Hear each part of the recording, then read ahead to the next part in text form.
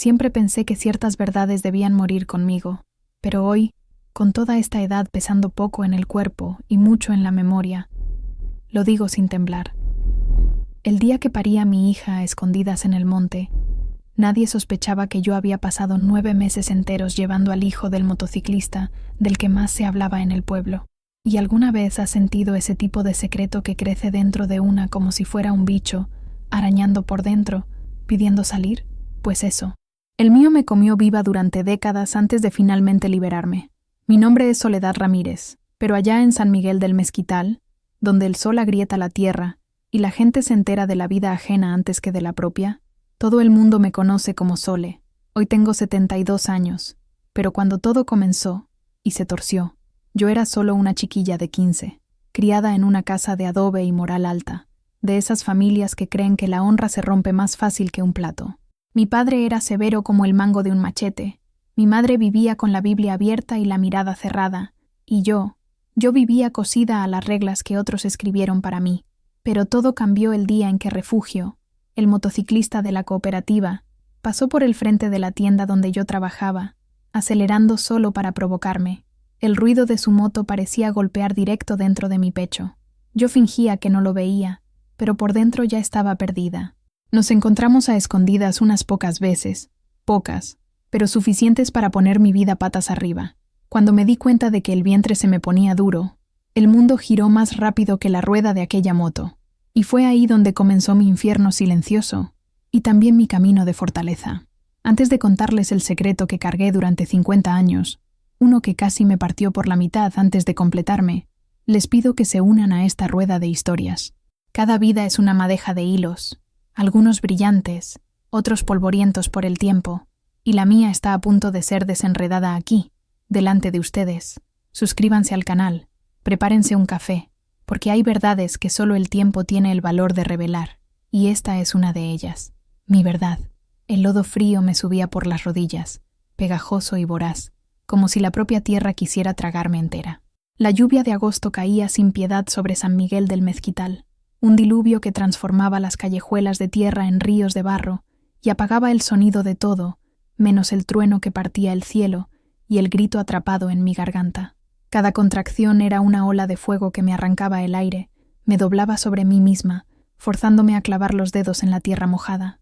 Estaba sola, completamente sola, escondida detrás del viejo establo de nuestra casa, donde el olor a maíz húmedo y estiércol se mezclaba con mi pánico. Mi rebozo, empapado y pesado, era lo único que tenía para ahogar el sonido. Mordía la tela con fuerza, sintiendo el gusto de lana y lluvia en la boca, mientras otra ola de dolor me rasgaba por dentro. «Cállate, Soledad, cállate», me repetía a mí misma, la voz un soplo ronco en la tormenta. Nadie puede oír, nadie puede saber. Mi madre, Carmen, estaba allá adentro, a pocos metros, probablemente encendiendo una vela a Santa Bárbara, pidiendo protección contra los rayos.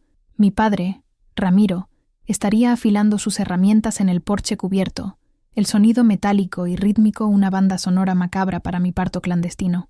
Si me encontraban allí, en ese estado, con la prueba de mi pecado a punto de venir al mundo, sería mi fin.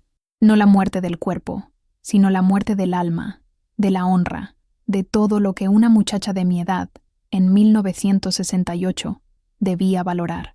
La vergüenza sería una marca de fuego en la frente de nuestra familia para siempre. Por eso, estaba allí, arrodillada en el lodo, pariendo como un animal asustado, ofreciendo mi sufrimiento a la noche y a la tormenta. Una luz amarillenta de la ventana de la cocina cortó la oscuridad por un instante, y mi corazón se heló. Contuve la respiración, inmóvil, el cuerpo tenso de dolor y miedo. Era la sombra de mi madre pasando. Se detuvo un segundo, y estuve segura de que había oído algo, pero entonces la sombra se movió, y la luz volvió a ser solo una mancha lejana en la cortina de lluvia. Solté el aire en un gemido bajo y tembloroso. El siguiente dolor fue diferente, más profundo, más intenso, una fuerza de la naturaleza que tomó el control de mi cuerpo. Ya no había cómo luchar. Me entregué, arqueando la espalda, un grito finalmente escapándose, ahogado por la tormenta y por el paño en mi boca. Y entonces, un alivio súbito, un calor que se esparció por entre mis piernas, seguido por un llanto fino, agudo, casi perdido en el sonido de la lluvia. Dios mío, Era real. Tanteé en la oscuridad, con las manos temblorosas y sucias de barro, hasta sentir la piel pequeña y resbaladiza, un cuerpecito que se retorcía, vivo. Mi hija nacida en el lodo, en un secreto de tormenta y miedo. La envolví torpemente en mi rebozo, limpiando su rostro con el borde de mi vestido mojado. Su llanto era el sonido más aterrador y más hermoso que jamás había oído. Era mi sentencia y mi salvación, todo al mismo tiempo. La apreté contra mi pecho, sintiendo el calor de su cuerpo minúsculo contra mi piel fría. La lluvia comenzó a amainar, como si el cielo también hubiera agotado sus lágrimas. Y en el silencio que siguió, roto solo por su llanto frágil, supe que la parte más difícil no había sido parir. La parte más difícil comenzaba ahora. Mi nombre es Soledad Ramírez. Hoy, a mis 72 años, mis cabellos son un mapa de ríos de plata, y mis manos, un testimonio de una vida entera de trabajo. Pero en aquella época, yo era apenas Sole, la hija del medio de Ramiro y Carmen Ramírez, una muchacha de 17 años con ojos que, según decían, eran más oscuros que el café sin azúcar, y un silencio que muchos confundían con timidez. No era timidez, era observación. Yo lo veía todo, lo oía todo, y lo guardaba para mí, creando un mundo interior que nadie en San Miguel del Mezquital podría siquiera imaginar. Nuestra vida era regida por el sol y las estaciones.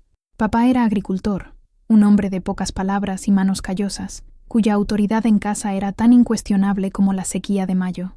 Mamá, a su vez, era la guardiana de nuestra honra y de nuestra fe, una mujer devota, que veía pecado en una mirada prolongada y deshonra en una falda una palma por encima del tobillo.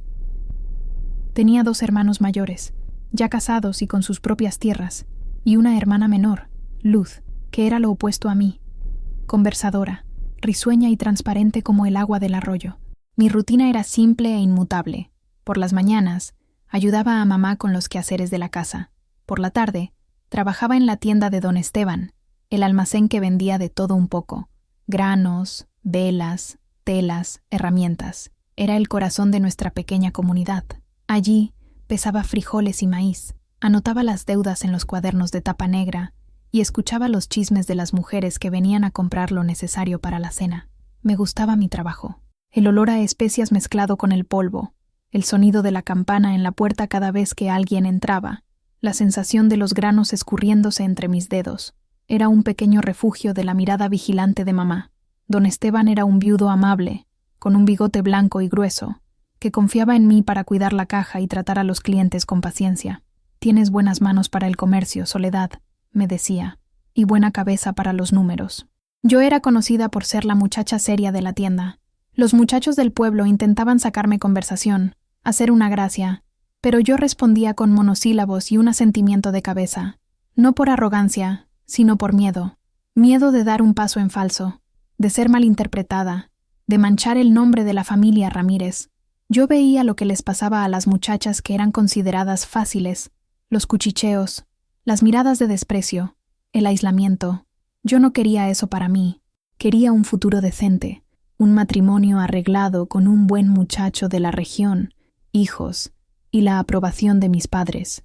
Era el camino que me habían trazado, y yo no tenía motivos para dudar de él, hasta el día en que el sonido de un motor diferente a todo lo que yo había oído rasgó la monotonía de la tarde. No era el tractor de don Anselmo ni la camioneta vieja del cura. Era un sonido vibrante, potente, que parecía venir de otro mundo.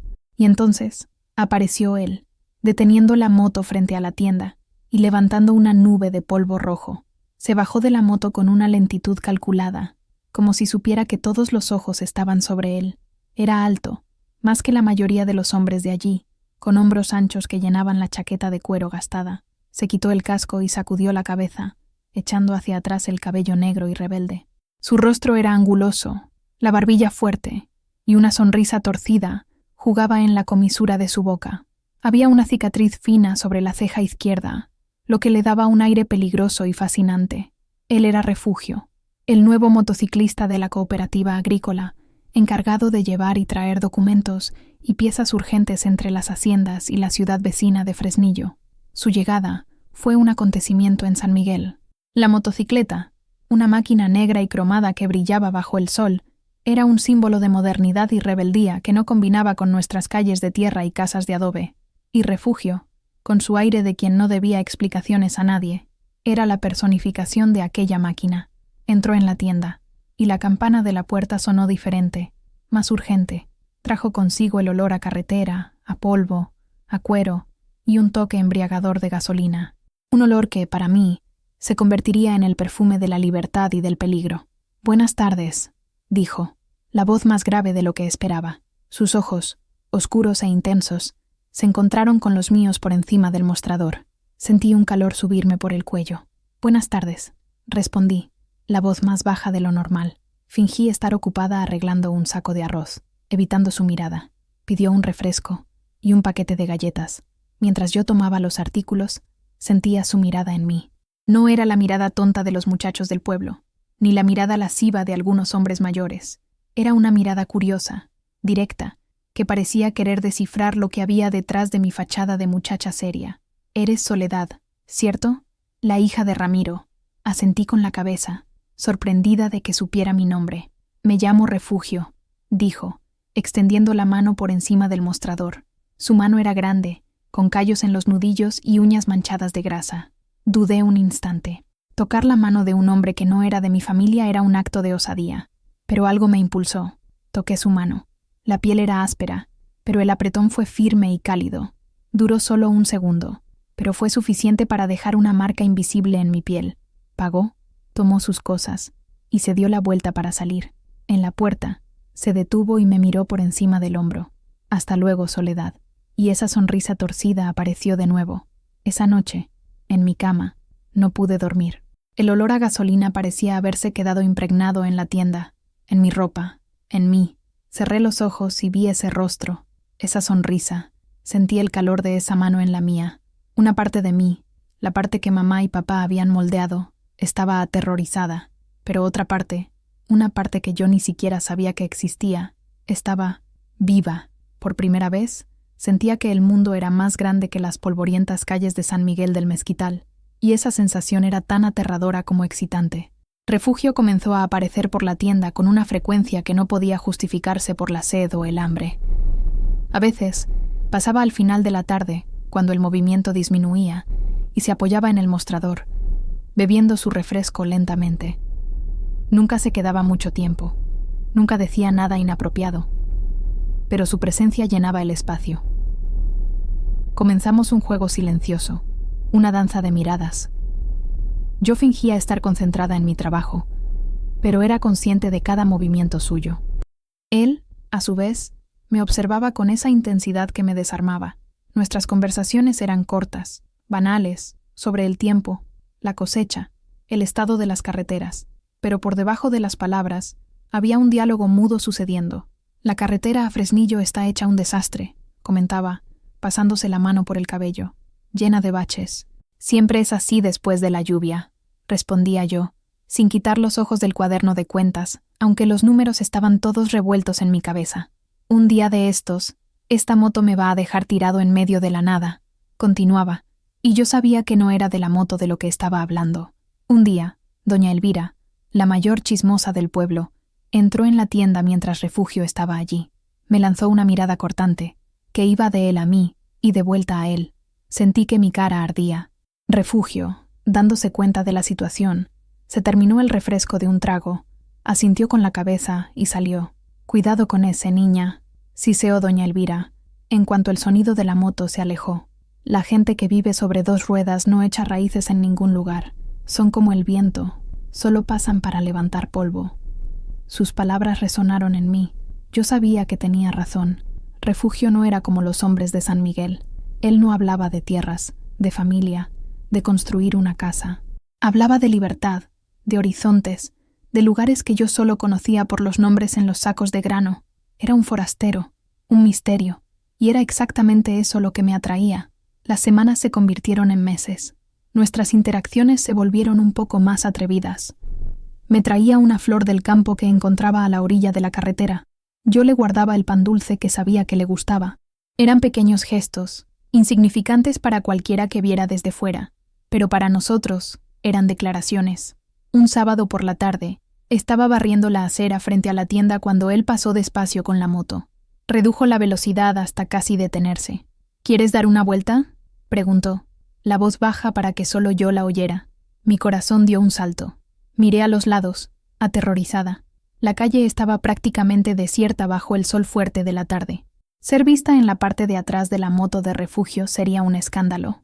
No puedo, susurré, apretando el mango de la escoba. Mi padre me mataría. Él sonrió, esa sonrisa que me desmontaba. Tu padre no tiene por qué saberlo. Te veo al final del camino del río, después de que cierre la tienda. Es solo un paseo. No esperó una respuesta. Aceleró y desapareció en la curva, dejando atrás el sonido del motor y una propuesta que era al mismo tiempo una invitación y un desafío. Pasé el resto de la tarde con el estómago revuelto. Mi mente gritaba «no», pero mi corazón susurraba un «sí» tembloroso y desesperado. La muchacha seria de la tienda estaba en guerra con la mujer que ansiaba sentir el viento en el rostro, y yo no sabía cuál de ellas iba a ganar.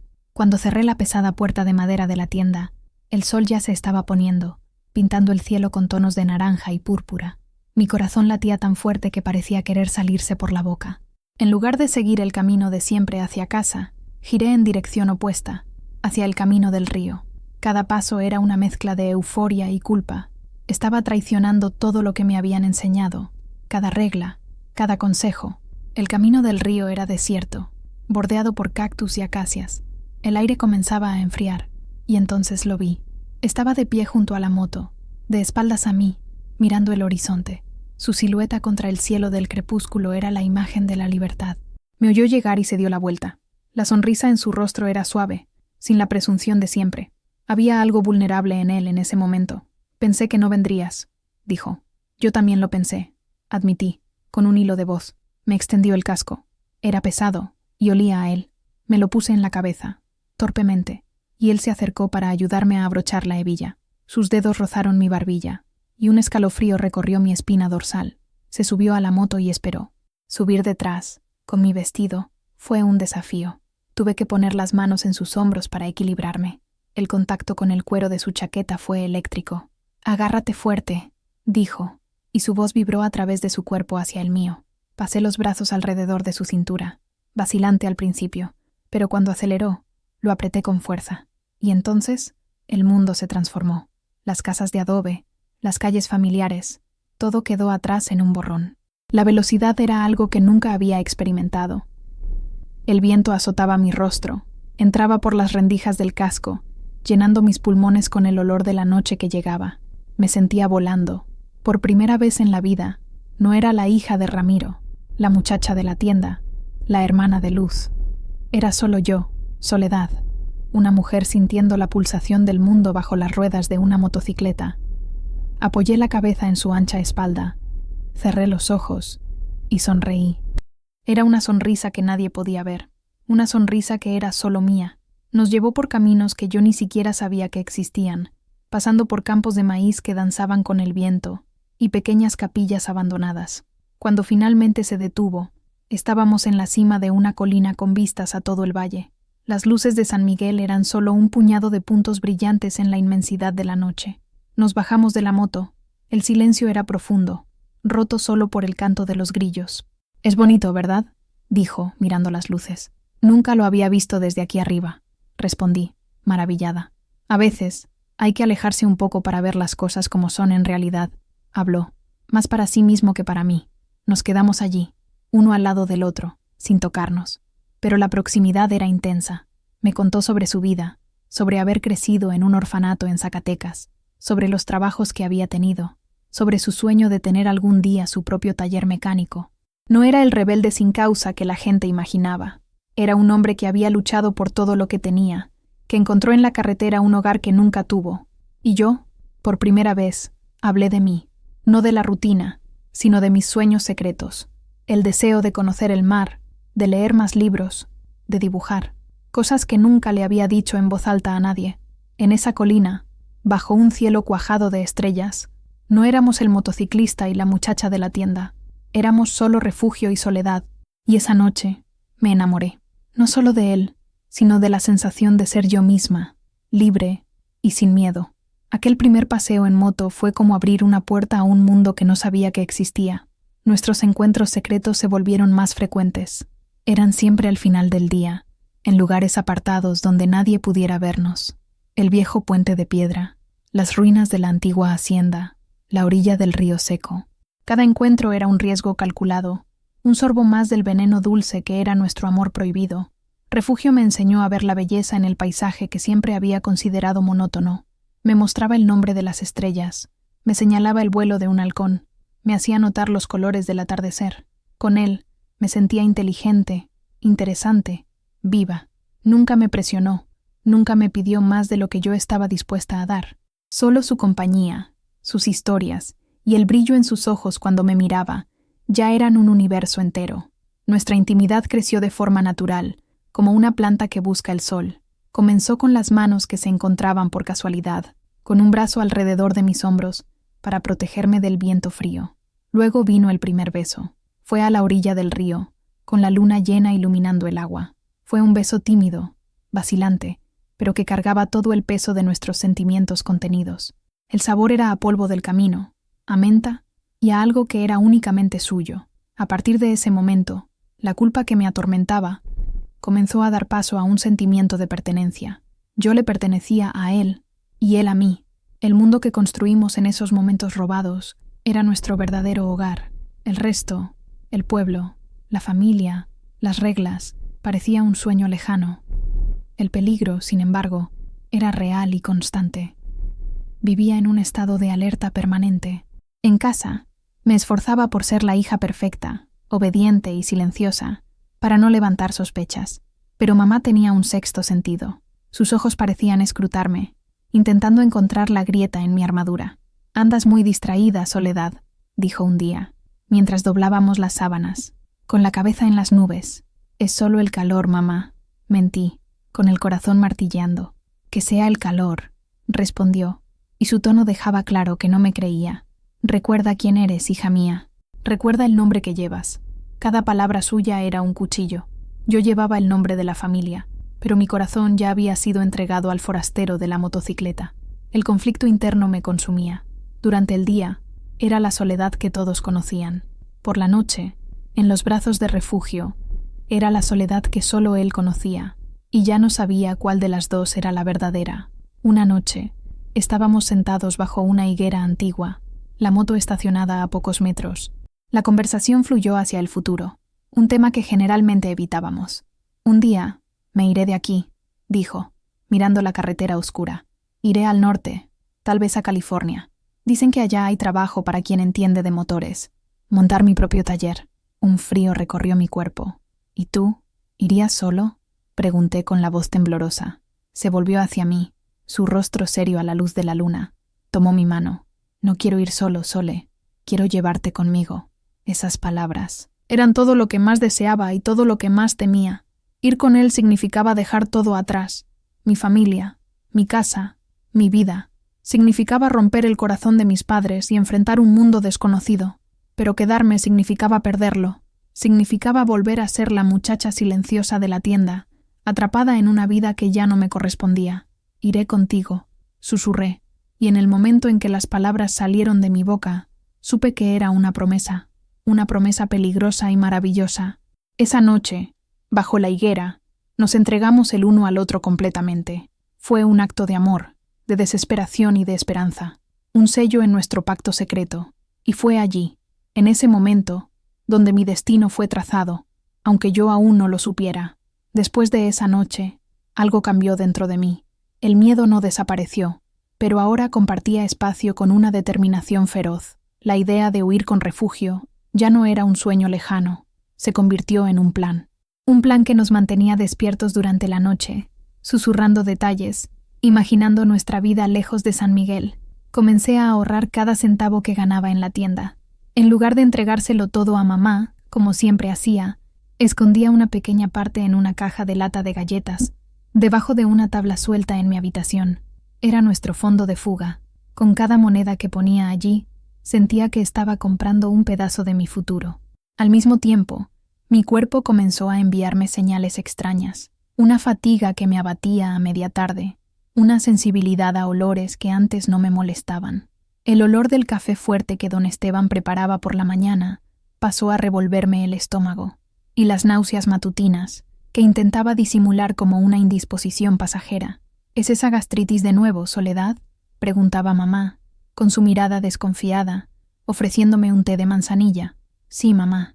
Debe ser algo que comí, respondía, forzando una sonrisa. Me aferraba a la idea de que era solo nerviosismo, ansiedad por nuestro plan, pero en el fondo, una semilla de pavor comenzaba a germinar, el pavor de una posibilidad que no me atrevía a nombrar, ni siquiera en mis pensamientos más secretos. Refugio se dio cuenta del cambio en mí. «Estás más callada de lo normal», dijo un día, mientras me abrazaba por la espalda, cerca del arroyo. ¿Pasó algo? Quería contarle mis sospechas, pero no podía. ¿Y si estaba equivocada? ¿Y si tenía razón? ¿Cómo reaccionaría? Nuestro plan era sobre 2 personas libres, comenzando una nueva vida. Un bebé no formaba parte de ese plan. Un bebé era un ancla, no alas. Solo estoy cansada, mentí, y preocupada por todo. Besó la parte superior de mi cabeza. Todo saldrá bien, mi amor. En unos meses más, juntamos suficiente dinero, y entonces seremos solo nosotros 2 y la carretera.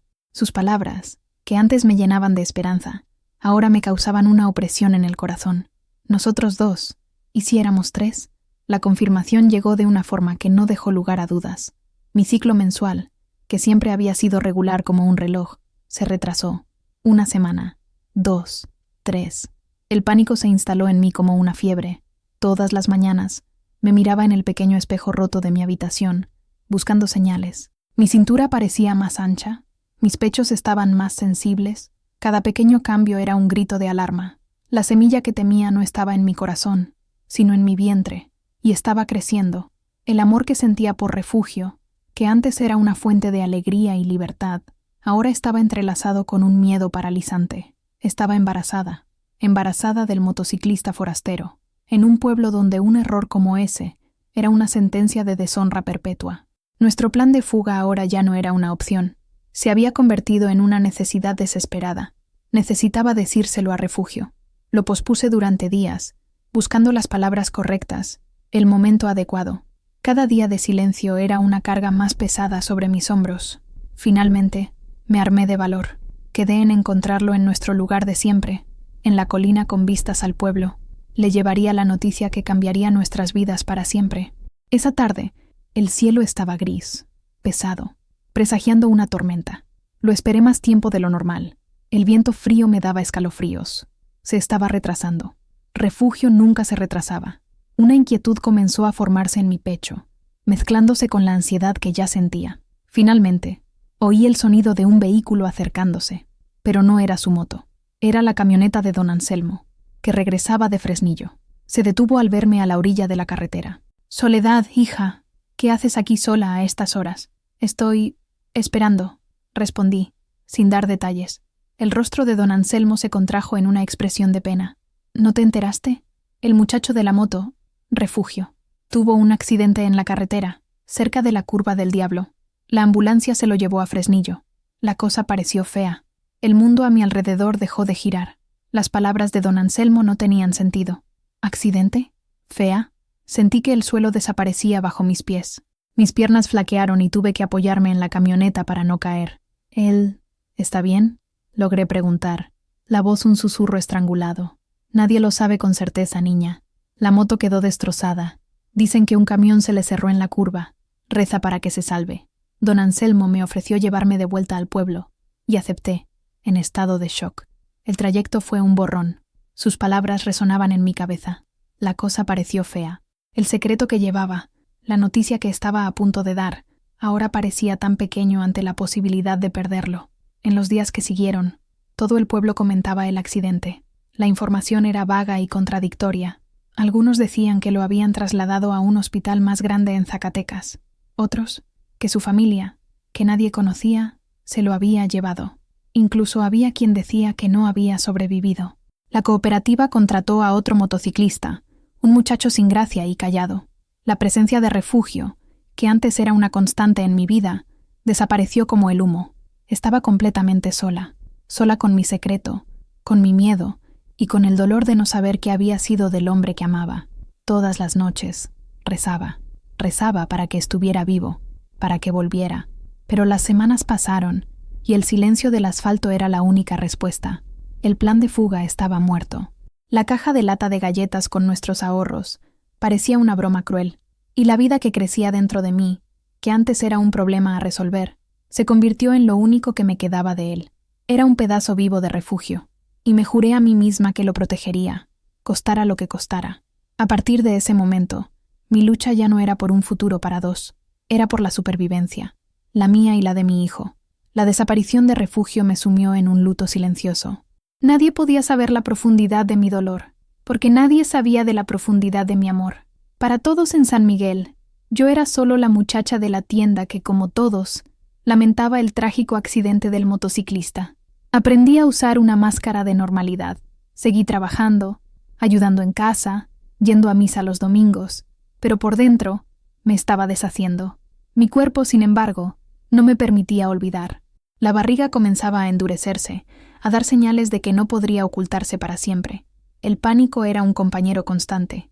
Necesitaba un plan, una estrategia para sobrevivir a los próximos meses, sin que nadie descubriera la verdad. La primera parte de mi plan fue la gastritis crónica. Me quejé de dolores de estómago constantes, de acidez, de hinchazón. Mamá, siempre dispuesta a diagnosticar y medicar con sus tés, se creyó mi historia. Es el estómago, seguro, decía. Siempre ha sido sensible. Esa excusa me permitía rechazar ciertos alimentos, explicar mis náuseas y justificar la palidez y el cansancio. La segunda parte del plan fue la ropa. Empecé a usar vestidos más anchos, blusas más holgadas. Revolví el baúl antiguo de mi abuela y encontré fajas de tela gruesa que las mujeres de antes usaban para mantener la postura. Pasé a enrollarme una de esas fajas bien apretada alrededor de la cintura y la barriga, por debajo de la ropa. Era incómodo, me dejaba sin aire, pero creaba una ilusión de normalidad. Era mi armadura. Lo más difícil era ocultar el cambio emocional. La alegría me había abandonado. Me volví aún más silenciosa, más recluida. Mi hermana Luz, con su sensibilidad, fue la única que pareció notarlo. «¿Qué tienes, Sole?», me preguntó una noche, mientras estábamos sentadas en el porche. «Pareces tan triste desde el accidente». Mi corazón se heló. ¿Acaso sabía? Es que fue una tragedia. Un muchacho tan joven. Tartamudeé. «Pero apenas lo conocías», insistió, sus ojos curiosos fijos en mí. «Aún así, la vida es frágil, ¿no?». Desvié la conversación, mirando el cielo oscuro. Logré convencerla, pero el susto me sirvió de advertencia. Necesitaba ser más cuidadosa. La soledad era el precio de mi seguridad. Me alejé de Luz, evité conversaciones más largas con las clientas en la tienda. Me encerré en mi mundo de miedo y secreto. Los meses se arrastraron. El otoño dio paso a un invierno seco y frío. Mi barriga crecía, y la faja parecía cada vez más inútil.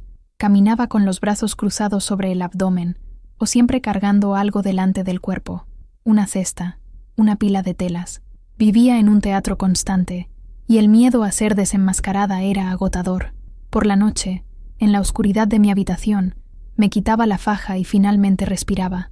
Ponía la mano sobre el vientre y sentía los movimientos. Una patada, una sacudida. Era mi hijo, mi secreto vivo. En esos momentos, el miedo daba paso a un amor feroz y protector.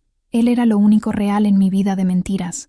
Le hablaba en susurros, le contaba sobre su padre, sobre el sonido de la moto, sobre la sonrisa torcida y el olor a gasolina. No dejaría que fuera solo el hijo de la vergüenza. Era el hijo del amor, aunque fuera un amor que el mundo no pudiera conocer, y yo sería fuerte por los dos. A medida que mi embarazo avanzaba, la tensión en San Miguel se volvía casi palpable. En un pueblo pequeño, donde la vida de todos es un libro abierto, un secreto como el mío era una anomalía peligrosa. Sentía las miradas en mi espalda cuando caminaba por la calle, las conversaciones que se detenían abruptamente cuando me acercaba. El cuchicheo de las comadres en la puerta de la iglesia era como el zumbido de abejas, y estaba segura de que mi nombre estaba en el centro del enjambre. «La hija de Ramiro, ¿no creen que ha engordado de repente?», casi podía oír. «Y esa palidez, esa tristeza, no es de gastritis, no. Dicen que andaba de platiquitas con aquel motociclista que se accidentó. Cada mirada, cada susurro, era una pequeña puñalada en mi armadura. Don Esteban, mi patrón, con su bondad paternal, también lo notó. «¿Estás bien, Soledad?», me preguntó un día, mientras yo acomodaba latas en un estante, tratando de ocultar la falta de aire causada por la faja apretada. «Si no te sientes bien, Puedes irte a casa más temprano. Estoy bien, don Esteban, gracias. Es solo el estómago que no me da paz. Repetí la mentira que ya se había convertido en mi segunda piel. Él no insistió, pero su mirada era de preocupación y, tal vez, de una sospecha que no se atrevía a expresar. En casa, el ambiente era aún más tenso. Papá, con su manera callada, me observaba durante las comidas, sus ojos perforando mi alma. No decía nada, pero su silencio era más aterrador que cualquier grito. Mamá, por otro lado, intentaba protegerme a su manera. Cuando una vecina hacía un comentario más directo sobre mi apariencia, ella intervenía. «Es una etapa. Esta niña siempre ha sido de salud frágil», decía, con una firmeza que no admitía réplica. No sabía si realmente creía mi mentira o si, en el fondo de su corazón de madre, sabía la verdad y estaba, a su modo, intentando protegerme, protegiendo la honra de la familia. Quizás era más fácil para ella aferrarse a la mentira de la gastritis que enfrentar la devastadora realidad. La soledad era abrumadora. No tenía a nadie con quien compartir mi carga. Las amigas que tenía se alejaron, tal vez por orden de sus madres, tal vez por sentir que había algo mal en mí que no comprendían. Yo era una isla, rodeada por un mar de desconfianza. El momento más aterrador ocurrió durante la fiesta del santo patrón del pueblo. La plaza estaba llena de gente, música, puestos de comida. Me vi obligada a ir con mi familia. Llevaba el vestido más ancho que tenía, pero sentía que mi barriga era un faro, atrayendo todas las miradas. Doña Elvira, la misma que me advirtió sobre refugio, pasó a mi lado y me miró de arriba abajo, con una sonrisa maliciosa. «Cuidado con no comer mucho elote, Soledad», dijo, lo suficientemente alto para que otros oyeran. «Puede hincharte aún más». Sentí que la sangre huía de mi rostro. Tuve que agarrarme del brazo de Luz para no desmayarme. La humillación fue tan intensa que sentí náuseas. Inventé un fuerte dolor de cabeza y pedí volver a casa. Esa noche, lloré en mi almohada hasta no tener más lágrimas. Lloré por la pérdida de refugio, por la pérdida de mi reputación, por la pérdida de mi inocencia. Y lloré por mi hijo, que vendría a un mundo que ya lo juzgaba incluso antes de nacer. Agosto llegó, y con él las lluvias de verano. El aire se volvía pesado, húmedo, y el cielo se cerraba todas las tardes. Mi barriga estaba en su límite. Apenas podía atarme la faja, y cada movimiento era un esfuerzo. Sabía que el tiempo se estaba agotando. Contaba los días, las horas, con un miedo creciente. ¿Qué haría cuando llegara la hora?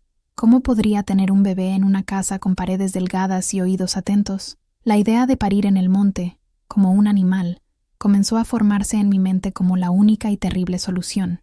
Había observado un lugar, detrás del establo, un pequeño claro protegido por arbustos. Era allí donde tendría que ir cuando sintiera las primeras señales. Preparé un pequeño bulto con lo esencial, un trozo de tela de manta limpia que tomé del armario de mamá, un cuchillo pequeño para cortar el cordón y un poco de agua. Lo escondí todo en un agujero en el suelo del establo, cubierto de heno. Era un plan desesperado, primitivo, pero era el único que tenía. En las últimas semanas, apenas salía de casa. Decía que los dolores de estómago estaban peor, que el olor de la calle me daba náuseas. Pasé la mayor parte del tiempo en mi habitación, sentada cerca de la ventana, observando las nubes de lluvia formarse en el horizonte. Me sentía como una de esas nubes, llena, pesada, a punto de romperse. La noche en que todo sucedió comenzó como cualquier otra. Cenamos en silencio. Papá estaba más taciturno de lo normal. Mamá rezaba el rosario en voz baja. Una punzada, ligera como un pinchazo de aguja, me golpeó en la base de la espalda. La ignoré, pero vino de nuevo, un poco más fuerte, y de nuevo. El sudor frío comenzó a brotar en mi frente. Necesitaba salir de casa, ir a mi escondite. ¿Pero cómo? Toda la familia estaba en la sala. Fue entonces cuando el cielo, como un cómplice de mi desesperación, comenzó a tronar. El viento aulló, sacudiendo las ventanas, y la lluvia se desplomó. «Voy a recoger la ropa del tendedero antes de que se moje toda», gritó mamá, corriendo hacia el patio trasero. Era mi oportunidad. «Voy al baño», anuncié, tratando de mantener la voz firme. En lugar de ir al pequeño cuarto al fondo del pasillo, me desvié hacia la puerta trasera. El dolor ahora era una garra que me apretaba la cintura. Salí a la lluvia. El impacto del agua fría en mi piel caliente casi me hizo gritar. Corrí, encorvada, hacia el establo. La oscuridad era casi total, rasgada solo por los destellos de los relámpagos. Logré llegar a mi refugio improvisado, el claro lodoso. La lluvia caía a torrentes, empapando mi vestido, mi cabello, pegándolos a mi cuerpo. El sonido de la tormenta era ensordecedor. Un caos que reflejaba la tormenta dentro de mí. Y fue allí, sola, bajo el manto de esa noche violenta, donde mi cuerpo comenzó el trabajo de dar la vida, mientras mi mente luchaba desesperadamente por mantener la muerte de mi secreto. Volver a entrar en la casa fue la caminata más larga y aterradora de mi vida. Temblaba, no solo por el frío, sino por el shock y la adrenalina. El pequeño bulto en mis brazos, envuelto en la tela de manta, estaba caliente y se movía débilmente. El olor a lluvia, lodo y sangre se mezclaba con el olor a vida nueva. Mi hija. Entré por la puerta trasera, empapada, sucia, con el corazón en la boca. Mamá estaba en la cocina, secándose las manos en un trapo de cocina. Cuando me vio, sus ojos se abrieron de par en par. Soledad, Dios mío, ¿qué te pasó? ¿Dónde estabas? Antes de que pudiera responder, el llanto frágil del bebé resonó en la cocina silenciosa. La mirada de mamá bajó de mi rostro al bulto en mis brazos. El tiempo pareció congelarse. Su rostro pasó por una sucesión de emociones, confusión, asombro, y luego, un horror que intentó disimular. Fue en ese momento que la mentira, ensayada tantas veces en mi cabeza, salió de mi boca. La voz era débil, temblorosa, pero firme. Yo la encontré, mamá, en la puerta. La dejaron en nuestra puerta, en la lluvia. Mamá se acercó, vacilante. Miró el rostro arrugado y rojo del bebé, luego a mí, a mi estado lamentable. Podía ver la duda en sus ojos. Una madre sabe, una madre siente, pero la alternativa, la verdad, era impensable, demasiado monstruosa para ser contemplada. La mentira, por más frágil que fuera, era un refugio. ¿La dejaron en la lluvia?, repitió, con la voz entrecortada. ¿Quién haría semejante crueldad? Extendió los brazos y tomó al bebé. El gesto fue instintivo, maternal. Desenvolvió un poco la tela y vio que era una niña. Oh, pobrecita. Tan pequeña. Está helada. Papá apareció en la puerta de la cocina, atraído por el llanto. Su rostro se ensombreció en un ceño fruncido al ver la escena. ¿Qué es eso?, preguntó, la voz dura como una piedra. Ramiro. Encontraron un bebé en nuestra puerta. Una niña, dijo mamá, mirándolo con una súplica muda en los ojos. Papá miró al bebé, luego a mí. Su mirada era un taladro, perforando mis excusas, mi fachada. No dijo una palabra, pero yo lo supe. Supe que no me creía. Se dio la vuelta y salió de la cocina, dejando atrás un silencio pesado, cargado de sospecha. Esa noche fui la heroína y la principal sospechosa. Mamá, eligiendo la negación, me ayudó a limpiarme, me dio ropa seca y preparó una cuna improvisada en una caja de madera. Cuidó del bebé con una ternura que me partió el corazón. Observé, exhausta, mientras ella actuaba. Yo había creado una historia, y ahora todos tendríamos que vivir dentro de ella. La mentira que conté para salvarme se había convertido en una jaula para toda la familia, y la mirada de mi padre me decía que la puerta de esa jaula podría cerrarse sobre mí en cualquier momento. Los días que siguieron fueron de una calma tensa, como el aire antes de una nueva tormenta. La noticia del bebé encontrado se extendió por San Miguel como pólvora. Las vecinas venían a nuestra puerta, trayendo ropa vieja, un poco de leche y una curiosidad insaciable. Yo era el centro de atención, la pobre Soledad, que tuvo la suerte y la desgracia de encontrar un alma abandonada. Desempeñaba mi papel a la perfección. Contaba la historia con los ojos bajos, la voz llena de una emoción fabricada. Por dentro, cada palabra era una tortura. Mamá apoyaba mi versión, quizás más para convencerse a sí misma que para convencer a los demás. Se apegó a la niña, a la que decidimos llamar Alma, con una devoción feroz. Era como si, al cuidar a la nieta que no podía reconocer, estuviera expiando un pecado que no era suyo. Luz, mi hermana, estaba encantada con el bebé. No cuestionaba, no dudaba. Para ella, la llegada de Alma era un pequeño milagro. Su inocencia era un bálsamo, y al mismo tiempo, un espejo de mi propia duplicidad. Pero la sombra de la duda se cernía sobre nuestra casa, y esa sombra tenía un nombre. Ramiro, mi padre. Apenas miraba al bebé. La trataba con una indiferencia gélida como si no existiera, pero a mí me vigilaba. Sus ojos me seguían por toda la casa. Observaba cada gesto mío con Alma, la manera en que la tomaba en brazos, la forma en que mi cuerpo parecía saber instintivamente cómo calmarla. La conexión entre madre e hija es algo primitivo, difícil de ocultar, y él lo veía. No me confrontaba con palabras. Su táctica era más sutil, más cruel. Comenzó a revolver mis cosas. Llegaba a mi habitación y encontraba el cajón de la ropa ligeramente fuera de lugar, los libros en el estante en un orden diferente. Estaba buscando pruebas, una carta, una nota, cualquier cosa que pudiera confirmar sus sospechas. Vivía en un estado de pánico constante. Había guardado solo una cosa de refugio, una pequeña foto, ya gastada, que nos tomamos en un festival en Fresnillo. Estábamos los dos, al lado de la moto, yo con una sonrisa tímida, él con el brazo alrededor de mi cintura, riendo a la cámara. Era la prueba de nuestro amor, y ahora, la prueba de mi crimen. La escondía dentro de un viejo libro de poesías que nadie leía nunca. Pero ahora, ni siquiera allí parecía seguro. La tensión culminó una noche, aproximadamente un mes después del nacimiento de Alma. La estaba amamantando a escondidas en mi habitación, cuando oí pasos en el pasillo. Era él. Mi corazón se disparó. Nos cubría a Alma y a mí rápidamente con una manta, fingiendo que solo la estaba meciendo para dormir. La puerta se abrió sin que él llamara. Papá entró y se quedó de pie, mirándome. Su rostro era una máscara de furia contenida. En su mano, sostenía el libro de poesías, abierto en la página donde guardaba la foto. La sacó de dentro del libro y me la extendió. «Explica esto», dijo, la voz baja y amenazante. El suelo se abrió bajo mis pies. La había encontrado. La mentira, la armadura, todo se había derrumbado. Allí, bajo la mirada acusadora de mi padre, con mi hija en mis brazos, supe que ya no había a dónde huir.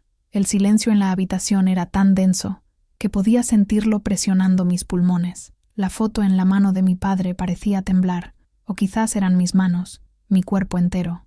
Miré su rostro.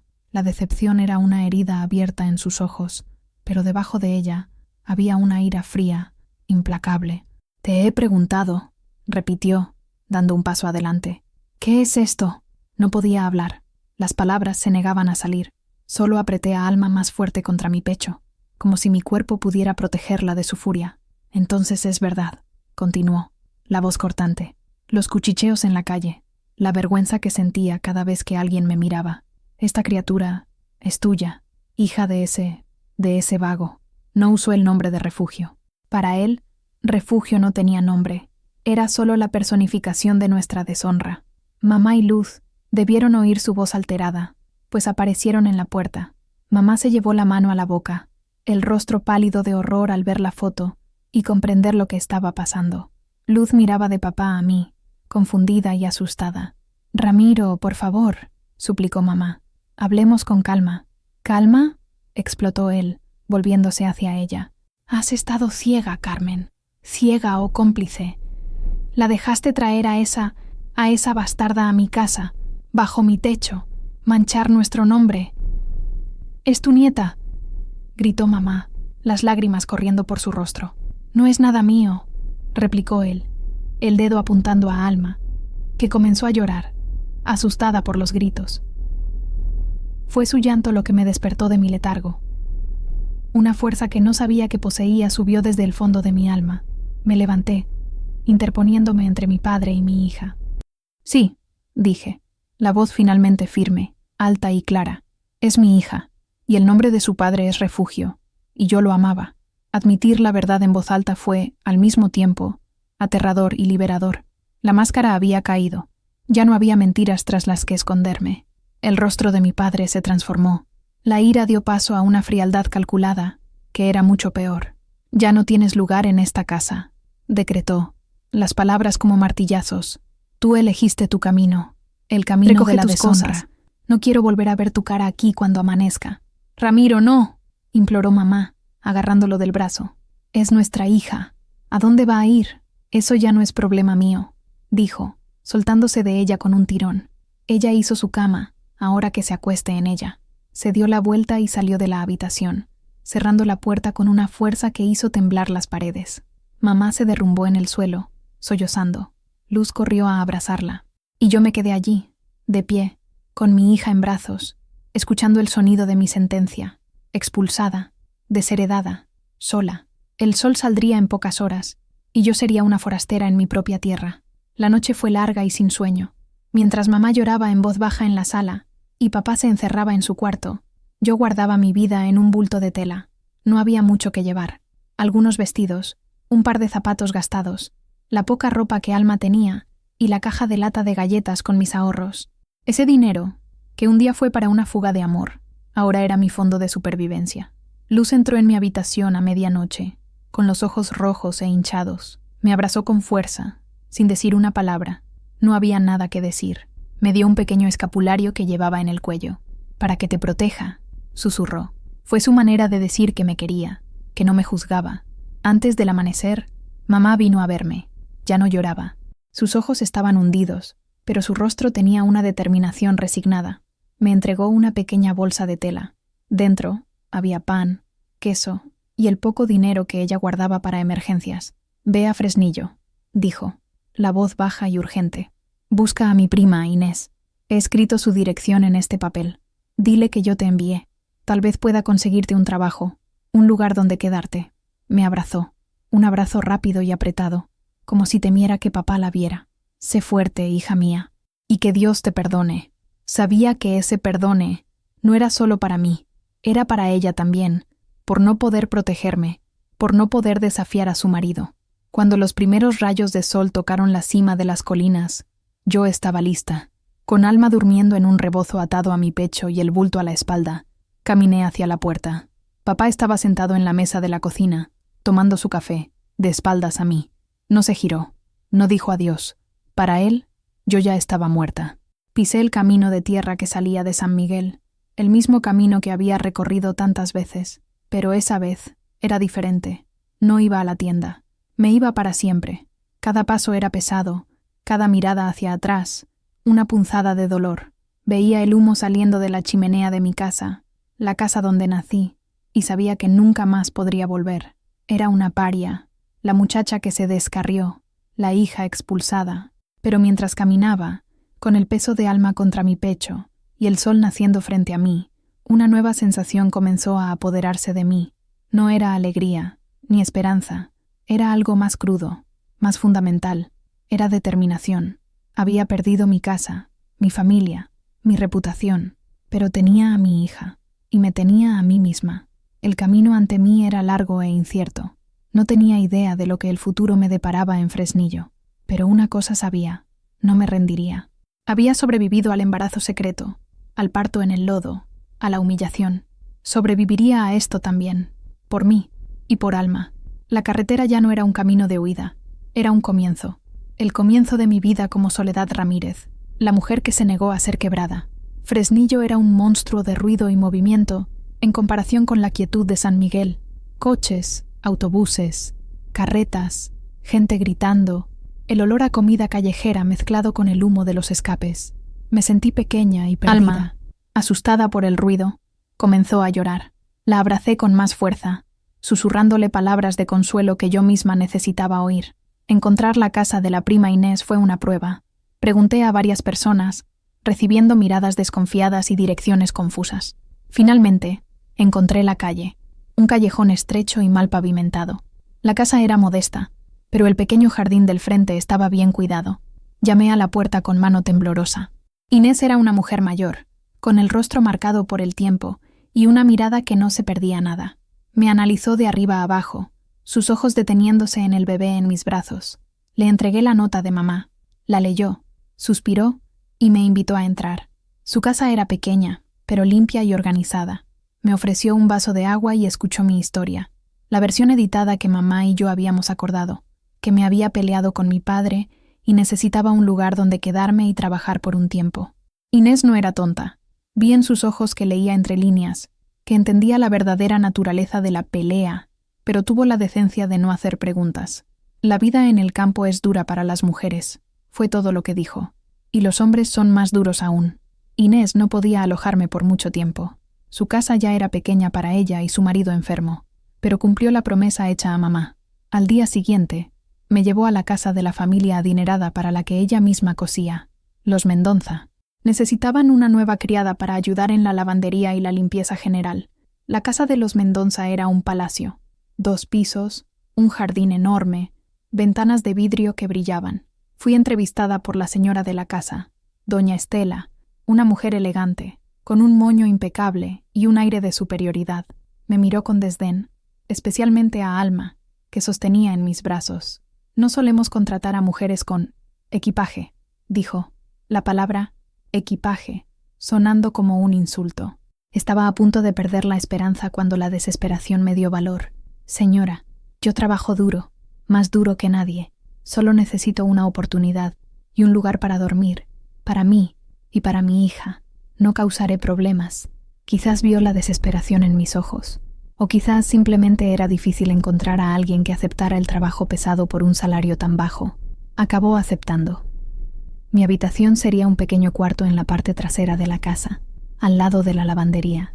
Y mi salario sería una miseria, apenas suficiente para comprar comida y algunas necesidades para Alma. Pero era un techo, era un comienzo. Mi vida se transformó en una rutina de trabajo agotador. Me despertaba antes de que saliera el sol y me acostaba tarde en la noche. Mis manos, que antes eran suaves, se volvieron ásperas y agrietadas por el contacto constante con el agua fría y el jabón fuerte. El olor a jabón y lejía se impregnó en mi piel, en mi cabello.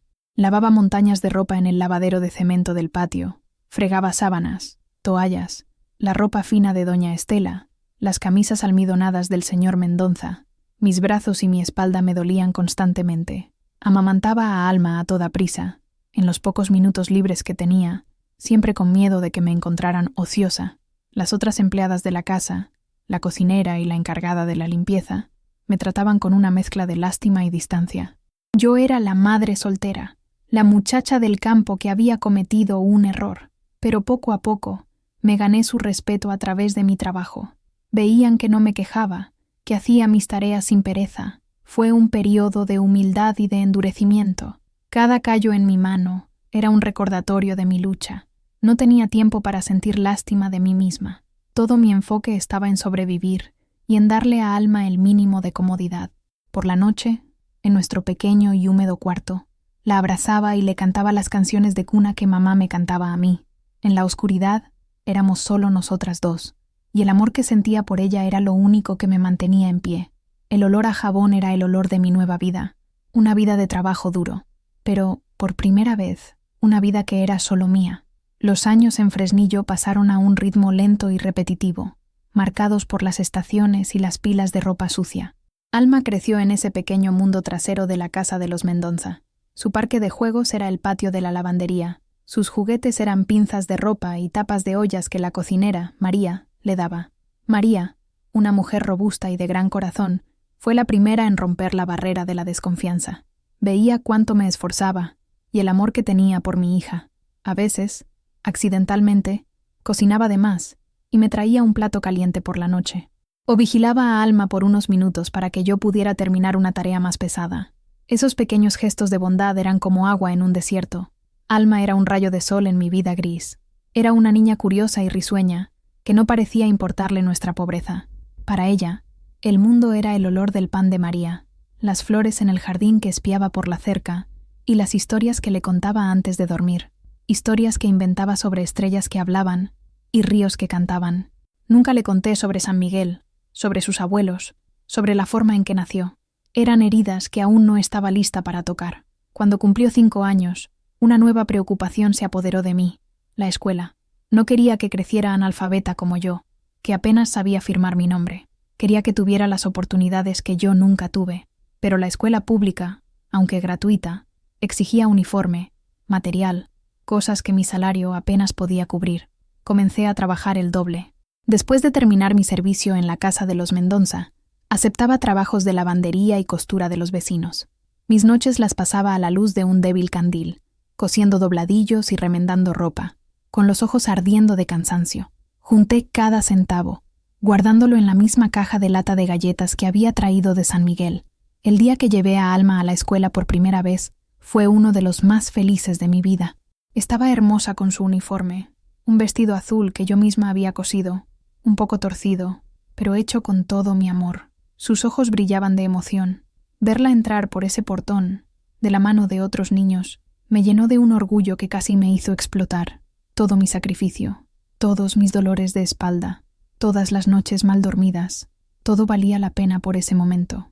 Alma demostró ser una alumna brillante. Aprendía todo con facilidad y le encantaba leer. Todas las noches me leía las lecciones del día, su voz infantil deletreando las palabras con seriedad. Era a través de sus ojos que yo estaba aprendiendo a leer el mundo. Ella me enseñó a juntar las letras, a formar las palabras. Nos sentábamos una al lado de la otra en nuestro cuartito, ella con su libro de la escuela, yo con mi cuaderno, y ella era la maestra, paciente y orgullosa. En esos momentos, no era la criada, la madre soltera, la hija expulsada. Era solo una madre, aprendiendo de su hija. Eran pequeños rayos de sol que iluminaban la dureza de mi vida, dándome fuerzas para continuar. Alma era mi prueba de que, incluso del lodo, puede nacer la flor más bonita. Los años siguieron pasando. Alma ya era una jovencita, inteligente y preguntona. Las preguntas sobre su padre comenzaron a surgir, inevitablemente. Al principio eran preguntas inocentes. «Mamá, todas mis amigas tienen un papá. ¿Dónde está el mío?» Yo lo evitaba. Daba respuestas vagas. Decía que era un hombre bueno que había viajado muy lejos, que se había ido al cielo, pero sabía que esas respuestas no serían suficientes para siempre. El fantasma de refugio, que había intentado enterrar bajo capas de trabajo y silencio, continuaba rondando mis pensamientos. Nunca más había tenido noticias de él. En todos esos años, me pregunté qué habría pasado después del accidente. ¿Sobrevivió? Si es así, ¿por qué nunca volvió? ¿Acaso sabía de mí? ¿De nosotras? La incertidumbre era un dolor sordo que nunca desaparecía por completo. Una parte de mí lo odiaba por haberme abandonado. Otra parte, la niña de 17 años que aún vivía en mí, se aferraba al recuerdo del hombre que le mostró las estrellas. Un día, estaba en el mercado de Fresnillo, comprando verduras, cuando oí un sonido que me heló la sangre. El sonido de un motor de motocicleta, potente y familiar. Mi corazón se disparó. Me giré bruscamente, buscando en la multitud. Por un instante, vi a un hombre con una chaqueta de cuero negra subiéndose a una moto. Pero no era él. El cabello era más escaso, los hombros más estrechos. Volví a casa temblando. Ese sonido había abierto una puerta que había mantenido cerrada con llave durante años. Los recuerdos llegaron en una avalancha. El viento en mi cara, el calor de su espalda contra mi pecho, la sonrisa torcida, el olor a gasolina. Alma, ahora con 12 años, se dio cuenta de mi perturbación. «¿Qué pasa, mamá? Estás pálida». La miré. Sus ojos, oscuros e intensos, eran los ojos de él, la forma de su barbilla, la manera en que una comisura de su boca se curvaba cuando sonreía. Refugio estaba allí, frente a mí, todos los días. ¿Cómo pude pensar que podría escapar de él? Esa noche, tomé una decisión. No podía seguir viviendo con fantasmas. Necesitaba la verdad, no por mí, sino por Alma. Ella merecía saber de dónde venía. Yo merecía tener paz. Pero ¿cómo encontrar a un hombre que había desaparecido hacía más de una década? No tenía idea de por dónde empezar. Fresnillo era una ciudad grande, y el mundo era aún más grande. La búsqueda parecía imposible, una locura. La oportunidad, o el destino, surgió de una forma inesperada. El señor Mendonza tenía un hermano que vivía en Guadalupe, una ciudad vecina a Zacatecas. Era dueño de un gran taller mecánico. Un día, oí al señor Mendonza por teléfono, hablando de un mecánico antiguo y muy bueno que trabajaba para su hermano, un especialista en motores de motocicleta. Un nombre fue mencionado en la conversación, un nombre que hizo que mi mundo se detuviera. Refugio. Mi corazón martilleó en mi pecho con tanta fuerza que pensé que me iba a desmayar. Refugio. Vivo. Trabajando en un taller en Guadalupe, tan cerca y al mismo tiempo, tan lejos. La noticia me golpeó con la fuerza de un puñetazo. Estaba vivo, y no me había buscado. Todos estos años, estuvo vivo, y nunca volvió. El dolor del rechazo fue agudo, cortante, pero debajo de él, una nueva emoción comenzó a surgir, la rabia, una rabia fría y lúcida. Él no tenía derecho a simplemente desaparecer y continuar con su vida, mientras yo luchaba sola para criar a su hija. Ya no quería su amor, no quería una vida con él, quería respuestas, y él me las iba a dar. La idea de ir a Guadalupe se fijó en mi mente como una obsesión. Pero, ¿cómo? No podía simplemente pedirle un día libre a doña Estela, y no podía dejar a Alma sola. El viaje llevaría un día entero, ida y vuelta. La solución vino de María, la cocinera. Confié en ella, le conté una versión resumida de la historia. omitiendo los detalles más dolorosos. Le dije que había descubierto el paradero de un pariente lejano y que necesitaba mucho verlo. María, con su sabiduría de vida, entendió que había más de lo que estaba diciendo, pero no me presionó. «Ve, mujer», dijo, poniendo su mano en mi hombro. «Yo le diré a doña Estela que te sentiste mal, que fue una emergencia, y yo cuido de Alma. Puede quedarse conmigo. Ve y resuelve lo que tengas que resolver». Su generosidad me emocionó hasta las lágrimas. A la mañana siguiente, un sábado, tomé el primer autobús a Guadalupe. El trayecto fue una tortura. Cada kilómetro que me acercaba a él, aumentaba el torbellino de emociones dentro de mí. ¿Qué le diría? ¿Cómo reaccionaría al verme? ¿Y si lo negaba todo? ¿Y si tenía otra familia? ¿Otra vida? Ensayé discursos en mi cabeza. Algunos estaban llenos de rabia y acusaciones. Otros eran más contenidos, casi fríos. Ninguno parecía correcto. Al final, decidí que no planearía nada. Simplemente llegaría allí y diría la verdad que llevaba atrapada en mi garganta durante 13 años. Guadalupe era una bonita ciudad colonial, con iglesias de piedra y calles bulliciosas. Encontrar el taller del hermano del señor Mendonça fue fácil. Era un gran galpón, con el nombre Mecánica Solorzano, pintado en letras azules descoloridas en la fachada. El olor a aceite, grasa y metal caliente me golpeó en cuanto me acerqué. Y por debajo de todo, ese olor, el olor a gasolina. Me detuve al otro lado de la calle, el corazón latiendo descontroladamente.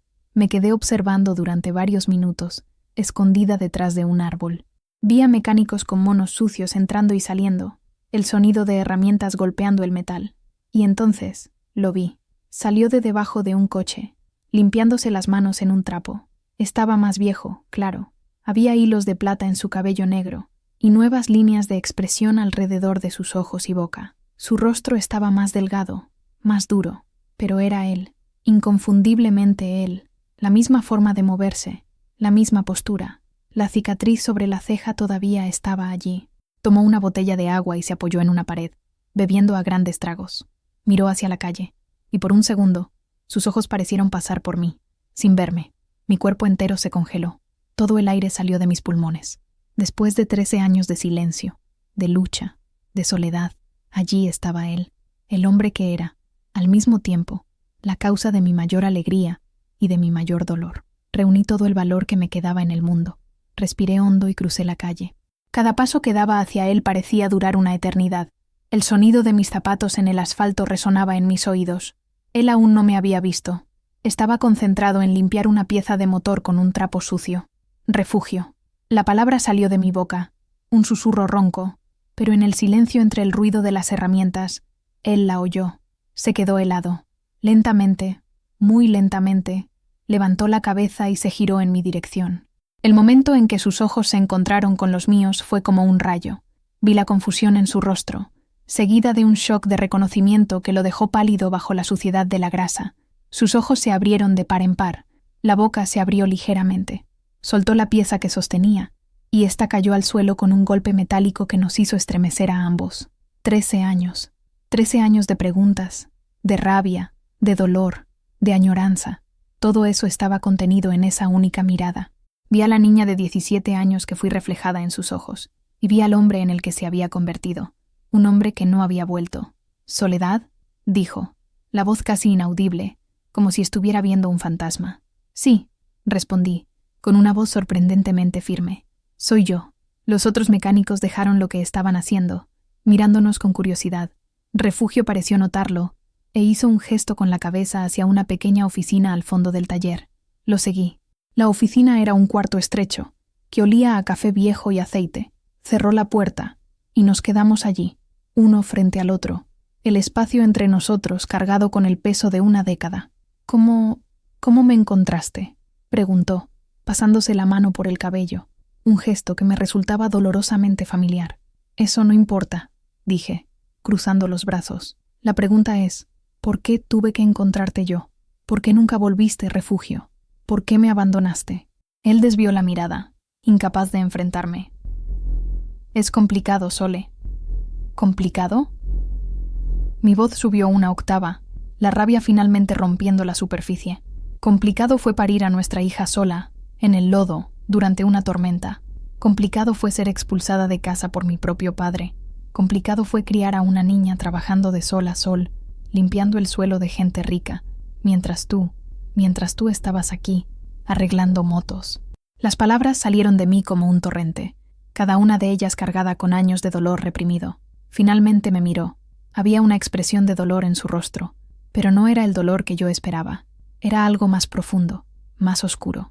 ¿Nuestra hija?», susurró, la palabra pareciendo extraña en su boca. «¿Tú estabas embarazada?».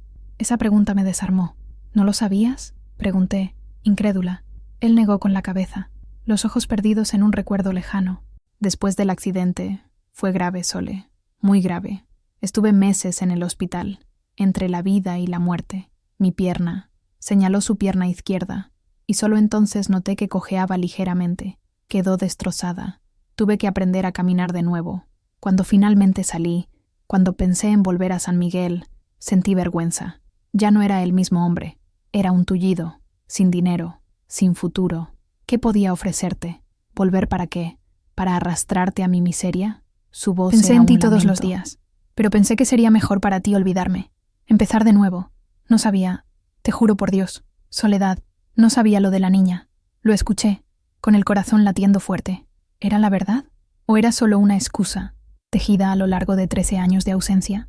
Lo miré fijamente a los ojos, buscando un rastro de mentira, y lo que vi fue a un hombre roto, atormentado por sus propias decisiones, por su propia cobardía, su historia, la pierna herida, la vergüenza. Una parte de mí quería creer, quería sentir lástima. La niña de 17 años que todavía lo amaba, quería perdonarlo, quería decir que todo estaba bien, pero yo ya no era esa niña. Era una mujer de 30 años, forjada en el fuego de la adversidad, y veía el fallo en su lógica, el egoísmo en su protección. «Así que decidiste por mí», dije, la voz fría, sin emoción. «Decidiste que sería mejor para mí quedarme sola, con un secreto que casi me destruye. Decidiste que tu vergüenza era más importante que mi dolor. No me diste la oportunidad de elegir refugio». Él bajó la cabeza. «Fui un cobarde, Sole». «Lo sé. Sí, lo fuiste», asentí. «Pero no estoy aquí para escuchar tus excusas. Estoy aquí por nuestra hija. Se llama Alma, y tiene tus ojos». La mención de su nombre, la descripción, pareció golpearlo físicamente. Se apoyó en la mesa, como si sus piernas ya no pudieran sostenerlo. «Quiero verla», dijo, con la voz entrecortada. «Por favor, Soledad, déjame verla. Déjame arreglar las cosas». Ahí estaba, el momento de la decisión. Podría dejarlo entrar en nuestras vidas. Podría asumir su papel de padre, quizás darnos el apoyo financiero que nunca tuvimos. Podríamos, tal vez, intentar construir algo sobre las ruinas de nuestro pasado. Era lo que muchas mujeres en mi posición harían. Era el camino más fácil. Pero mientras lo miraba, al hombre que huyó en lugar de luchar, me di cuenta de algo fundamental. Ya no lo necesitaba. Ya no lo quería. Había sobrevivido sin él. Había criado a una hija increíble sin él. Nosotras dos, juntas, habíamos construido una vida pobre y difícil, pero nuestra. Dejarlo entrar ahora no sería un arreglo, sería una complicación. La rabia que sentía se había disipado, dando lugar a una claridad fría y absoluta. «No», dije, y la palabra sonó final. Me miró, sorprendido. «No, pero es mi hija, es mi hija», corregí. «Yo la parí, yo la amamanté, yo la crié. Trabajé hasta que me dolieron los huesos para que pudiera ir a la escuela. ¿Dónde estabas tú, refugio? ¿Dónde estabas en todas las noches en que tuvo fiebre? ¿Dónde estabas en cada uno de sus cumpleaños? ¿En cada pequeña victoria? No tienes derecho a aparecer ahora y reclamar un título que no te has ganado». Me sentí poderosa, dueña de mi historia por primera vez. «Vine aquí por una respuesta», continué, «y la he tenido. No moriste. Elegiste no volver. Eso es todo lo que necesitaba saber.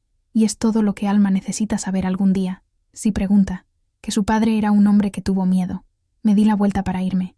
«Soledad, espera», me llamó, con voz desesperada. «¿Qué puedo hacer?». Me detuve en la puerta y lo miré por encima del hombro. «Nada, no puedes hacer nada. No necesitamos nada tuyo». Y entonces dije las palabras que sellaron nuestro pasado para siempre. ¿Sabes cuál es la mejor venganza, refugio? No es el odio, es vivir bien. Y mi hija y yo estamos viviendo. Adiós. Salí de ese taller y volví a la luz del sol. Sentí como si un peso de 13 años hubiera sido arrancado de mi espalda. No había llorado. No había gritado, solo había dicho mi verdad, y al hacerlo, me había liberado. Dejé a Refugio atrás, un fantasma en un taller que olía a gasolina, y caminé hacia la estación de autobuses, hacia mi hija, hacia mi vida. La vida después del encuentro con Refugio cambió, pero no de la manera que se podría esperar. El cambio fue interno. La paz que encontré ese día en Guadalupe me dio una nueva fuerza. Ya no era una mujer atormentada por el pasado. Era una superviviente que había enfrentado a su fantasma y había vencido. Seguí trabajando en la casa de los Mendonza, pero algo en mí se había transformado. Caminaba con la cabeza más erguida. Mi voz era más firme. Doña Estela pareció notarlo, tratándome con un poco más de respeto. Cuando Alma cumplió 15 años, era una joven brillante, la mejor alumna de su clase, con sueños de convertirse en maestra. Aún no conocía la historia completa de su padre, solo la versión que yo había creado. Que era un hombre bueno, pero que había desaparecido de nuestras vidas por circunstancias trágicas. Sabía que algún día tendría que contarle la verdad, pero aún no era el momento. Fue en esa época cuando recibí una carta. La caligrafía era de Luz, mi hermana. La carta era corta y urgente. Papá estaba muy enfermo. Los médicos decían que era cuestión de tiempo. Y mamá no estaba bien, consumida por la tristeza y el trabajo. «Por favor, ven a casa, Sole», escribió Luz. «Mamá te necesita. Yo te necesito». La idea de volver a San Miguel me llenó de pavor. Volver a la casa de la que fui expulsada, enfrentar al padre que me repudió. Pero la imagen de mi madre, sufriendo sola, habló más alto. Y Alma, quería que conociera sus raíces, aunque fueran raíces dolorosas. Tomé la decisión más difícil de mi vida. Le presenté mi renuncia a doña Estela, quien, para mi sorpresa, me dio una pequeña indemnización y una mirada que parecía casi de admiración. Junté nuestras pocas cosas y, con Alma a mi lado, tomé el autobús a San Miguel del Mezquital. El viaje de regreso fue el inverso de mi huida, 18 años antes. Ahora, no estaba sola y con miedo. Estaba con mi hija, una joven fuerte y hermosa, la prueba viviente de que no había fracasado. Cuando el autobús se detuvo en la pequeña plaza del pueblo, sentí todas las miradas sobre nosotras. Los cuchicheos recomenzaron, pero ahora no me importaba. Ya no era la niña asustada. Caminamos por la calle de tierra hasta la casa de mis padres. Era la misma casa de adobe, pero parecía más pequeña, más triste. Luz nos vio llegar y corrió a nuestro encuentro, abrazándonos con lágrimas en los ojos. «Viniste», sollozó. «Gracias a Dios, viniste». Mamá apareció en la puerta. Estaba más vieja, más encorvada, el cabello completamente blanco. Cuando vio a Alma, sus ojos se llenaron de lágrimas. Se acercó, vacilante, y tocó el rostro de su nieta por primera vez. «Se parece a...», comenzó mamá, pero no terminó la frase. No era necesario. Luego, me miró a mí, y en sus ojos vi años de arrepentimiento y añoranza. «Perdóname, hija mía», susurró, por no haber sido más fuerte. «No hay nada que perdonar, mamá», dije, y la abracé. Y en ese abrazo, 18 años de separación y dolor comenzaron a disolverse. Entrar en esa casa fue como entrar en una cápsula del tiempo. El olor a maíz y café, los muebles oscuros, el crucifijo en la pared, todo estaba igual, excepto nosotras. Papá estaba en su cuarto, acostado en la cama. La enfermedad lo había consumido. El hombre grande y fuerte que me expulsó era ahora una figura frágil, de piel pálida y respiración jadeante. Tenía los ojos cerrados, pero yo sabía que estaba despierto. Mamá, Luz y Alma se quedaron en la puerta, dándome espacio. Me acerqué a la cama. Me quedé allí, de pie, mirándolo, al hombre cuya aprobación busqué durante toda mi infancia y cuyo juicio casi me destruyó. La rabia que sentía por él se había desvanecido con el tiempo, reemplazada por una profunda tristeza. Abrió los ojos. Eran los mismos ojos penetrantes, pero ahora estaban nublados por el dolor y la vejez. Me miró, y luego su mirada se movió hacia la puerta, hacia la joven alta y de cabello oscuro que estaba al lado de mi madre. Miró a Alma durante un largo tiempo. No sabía qué decir. Las palabras de acusación, las preguntas, todo parecía inútil ahora. Fue él quien rompió el silencio. Su voz era un susurro ronco, un esfuerzo. «Es una muchacha bonita», dijo, con los ojos todavía fijos en Alma. Fue la primera vez que la reconoció. No como un error, no como una vergüenza, sino como una persona. «Sí, lo es», respondí. «Es inteligente y bondadosa, Quieres ser maestra. Cerró los ojos por un momento. Tú fuiste una buena madre. Esa frase, viniendo de él, me golpeó con una fuerza inesperada. ¿Era una disculpa? ¿Un reconocimiento? ¿Una absolución? Quizás era todo eso. Era lo máximo que un hombre orgulloso como él lograría decir. Extendió su mano temblorosa en mi dirección. Dudé un instante, y luego tomé su mano. Estaba fría y huesuda. Apretó la mía con la poca fuerza que le quedaba. «Quédate», susurró. «Cuida de tu madre». Fueron las últimas palabras que me diría. Se durmió, y unos días después, partió en silencio. No hubo un gran momento de perdón. No hubo un abrazo lloroso. Solo hubo ese reconocimiento silencioso. La admisión de que yo había vencido. No solo sobreviví, sino que prosperé a mi manera. Había criado a una hija maravillosa, y él, al final, lo vio. No era la paz que esperaba, pero era la paz que necesitaba. El ciclo de dolor y rechazo finalmente se había cerrado. Después del funeral de mi padre, mamá me pidió que me quedara. La casa parecía demasiado grande y vacía para ella y Luz. Al principio, dudé. San Miguel todavía era un lugar de recuerdos dolorosos, pero miré a Alma, que comenzaba a conectar con la tía y la abuela que apenas conocía, y vi que era lo correcto. Ella merecía tener una familia, un lugar al que llamar hogar. Nos quedamos. Y poco a poco, comencé a tejer una nueva vida con los hilos de la antigua. La casa, que antes era una prisión de reglas y silencio, se convirtió en un hogar de mujeres. Nosotras tres, mamá, Luz y yo, nos convertimos en una fuerza. Cuidábamos la huerta, arreglábamos lo que se rompía y llenábamos la casa con conversaciones y risas, cosas que raramente sucedían cuando papá vivía. La comunidad, que antes me condenaba con sus cuchicheos, ahora me miraba con un respeto reacio. Vieron a la mujer en la que me había convertido. Vieron a la hija dedicada que volvió para cuidar a su madre anciana. Vieron a la madre orgullosa de una joven que pronto se convertiría en la maestra de la escuela del pueblo. El tiempo, la perseverancia y la dignidad pueden, al final, silenciar hasta las lenguas más maliciosas. Un día, sentada en el porche con mamá, tomando café, le conté sobre mi encuentro con Refugio en Guadalupe. Se lo conté todo. La pierna herida, la cobardía, mi negativa a dejarlo entrar en nuestras vidas. Me escuchó en silencio, asintiendo lentamente. Cuando terminé, tomó mi mano, la misma mano callosa de tanto lavar ropa. «Hiciste lo correcto, hija mía», dijo, con una convicción que me calentó el alma. «No lo necesitabas, nunca lo necesitaste. Tu fuerza siempre ha estado dentro de ti». Alma consiguió una beca para estudiar pedagogía en la Universidad de Zacatecas. Los fines de semana, volvía a casa, trayendo libros, ideas nuevas y la alegría de su juventud. Se convirtió en una mujer aún más increíble de lo que podría haber soñado. La noche antes de su graduación, nos sentamos juntas bajo el mismo cielo estrellado que yo, un día admiré con su padre. Sabía que era el momento. Le conté toda la verdad, el amor prohibido, el embarazo secreto, el parto en el lodo, la expulsión, la vida en Fresnillo, el encuentro con Refugio. No oculté nada, ni mi propio dolor ni mis propios errores. Escuchó con una madurez y una compasión que me llenaron de orgullo. Cuando terminé, las lágrimas corrían por mi rostro. Ella me abrazó con fuerza. «Nunca me avergoncé de no tener un padre», me dijo, con la voz entrecortada. «Pero hoy estoy más orgullosa que nunca de tenerte a ti como mi madre. Eres la mujer más fuerte que conozco, mamá». En ese momento, supe que todo había valido la pena. Cada lágrima, cada callo, cada humillación. La vergüenza que cargué durante tanto tiempo se transformó en orgullo. La historia que un día fue mi mayor debilidad se había convertido en mi mayor fortaleza, y en la de mi hija también.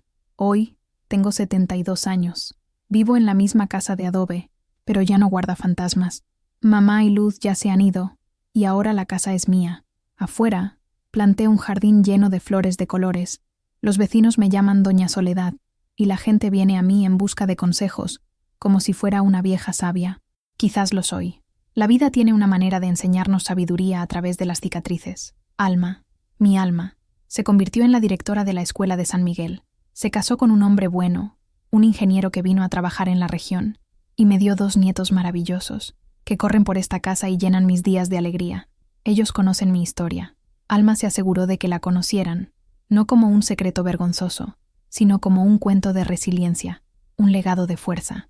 A veces, cuando el sol se pone y me siento en el porche, pienso en Refugio. Nunca más lo volví a ver. Supe, años después, por un viajero, que había muerto de una enfermedad en el pulmón. No sentí tristeza ni alegría. Sentí solo el punto final en un capítulo que ya se había cerrado hacía mucho tiempo. Fue una chispa en mi vida, una chispa que encendió un incendio que casi me consume, pero que, al final, iluminó mi camino. Mi historia no es una historia de amor romántico. Es una historia de amor propio, de amor maternal. Es la historia de cómo una niña asustada, arrodillada en el lodo, se levantó y se convirtió en mujer. Es la prueba de que nuestra verdadera fuerza no proviene de quien está a nuestro lado, sino de lo que llevamos dentro de nosotras. El secreto que escondí para sobrevivir fue el mismo que, un día, me obligó a renacer. Y renacer, amigos míos, incluso a los 72 años, tiene un sabor que ni el tiempo amarga. Es el sabor de la verdad, mi verdad. Y así, mi historia, que un día fue mi mayor secreto, ahora es de ustedes también. Si estas palabras han tocado su corazón de alguna manera, si les han hecho pensar en la fuerza que reside en los lugares más inesperados, entonces mi viaje ha valido la pena ser contado. Suscríbanse al canal para escuchar más vidas como la mía, pues cada persona lleva un universo dentro de sí. Dejen un me gusta, si lo sienten, y un comentario. Cuéntenme qué secretos los han hecho más fuertes, porque al final, todos estamos hechos de las historias que sobrevivimos para contar, y es al compartirlas que nos volvemos verdaderamente libres.